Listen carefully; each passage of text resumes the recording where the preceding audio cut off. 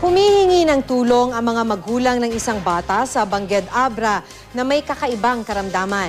Kailangang maoperahan ng bata dahil sa unti-unting pagluwa ng kanyang mga mata na posibleng komplikasyon ng sakit na leukemia. Narito po ang report. Hirap ngayon ang batang si Jari dahil sa pagluwa ng dalawa niyang mata.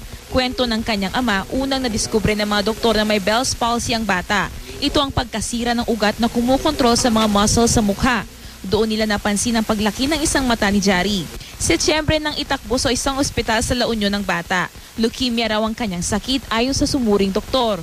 Ilang araw na natili sa ospital si Jari, pero inuwi siya ng kanyang mga magulang na mapansing wala namang pagbabago sa kondisyon ng bata.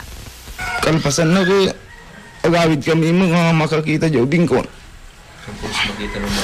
Makita na. Nang muling ipasuri sa Bangged Health Office, doon na lamang ma-exophthalmo si Jari. Isa itong kondisyon kung saan lumuluwa ang mata. Paliwanag ng doktor, posibleng epekto ito ng leukemia. Okay, initial na mukhang nag-exophthalmos na kaya na sa rumor di mata na. Yeah.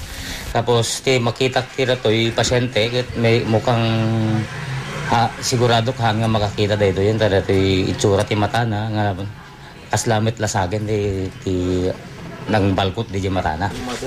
Nahihirapan ngayon ang mga magulang ng bata. Hindi kasi biro ang gastusin sa pagpapagamot ni Jari. Kulang na kulang daw ang kinikita ng kanyang ama bilang tricycle driver. Ang kanya namang ina hindi na makapaghanap buhay dahil sa pag-aalaga sa anak.